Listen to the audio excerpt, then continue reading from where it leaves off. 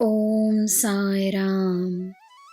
ನನ್ನ ಮುದ್ದಿನ ಮಗುವೆ, ನೀನು ಮಾಡುವುದನ್ನೇ ಬೇರೆಯವರು ಮಾಡುತ್ತಿದ್ದರೆ ಅದನ್ನು ನೀನು ಅವರಿಗೆ ನಿನ್ನೊಡನೆ ಸ್ಪರ್ಧೆಯ ಭಾವನೆ ಇದೆ ಎಂದು ಅರ್ಥ ಮಾಡಿಕೊಳ್ಳಬಹುದು, ಅಥವಾ ಅವರು ನಿನ್ನಿಂದ ಪಡೆದಿರುವ ಪ್ರೇರಣೆ ಎಂದು ನೋಡಬಹುದು.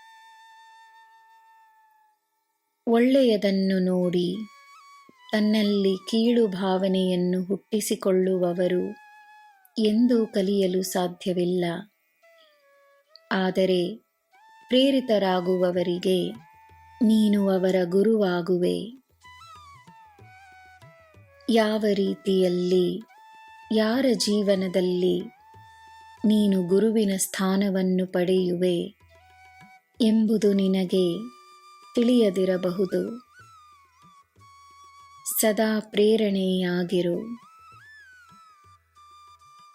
ಜನರು ನಿನ್ನ ಹಾಗೆಯೇ ಇರಬೇಕೆಂದು ಬಯಸುವುದನ್ನು ಕಂಡು ನಿನ್ನ ಮನಸ್ಸಿನಲ್ಲಿ ಪ್ರಸನ್ನತೆ ಮಾತ್ರವೇ ಇರಲಿ. ಸತ್ಯ ಮತ್ತು ಅಸತ್ಯಕ್ಕೆ ಬಹಳ ಸ್ಪಷ್ಟವಾದ ವ್ಯತ್ಯಾಸವಿದೆ.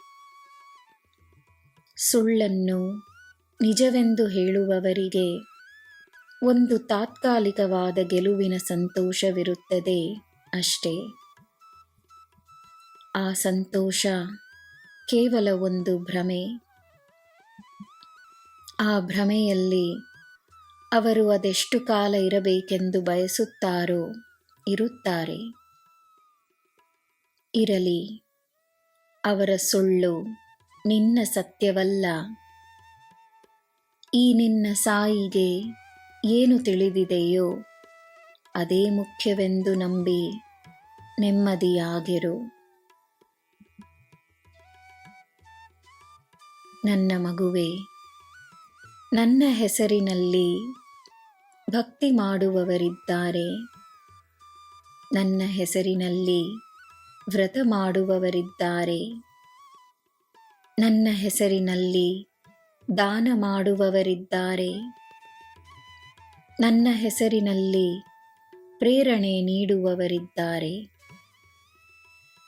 ಆದರೆ ನನ್ನ ಹೆಸರಿನಲ್ಲಿ ತಮ್ಮ ಅಧಿಕಾರವನ್ನು ತೋರಿಸಿ ತಮ್ಮ ಅಹಂಕಾರವನ್ನು ಬೆಳೆಸಿಕೊಳ್ಳುವವರೂ ಇರುತ್ತಾರೆ. ಅವರನ್ನು ನಾನು ನೋಡಿಕೊಳ್ಳುತ್ತೇನೆ. ನನಗೆ ಎಲ್ಲರೂ ನನ್ನ ಮಕ್ಕಳೇ. ಕಲಿಸುವುದೇ ಈ ಗುರುವಿನ ಕರ್ತವ್ಯ. ನಿನಗೆ ನಾನಿದ್ದೇನೆ.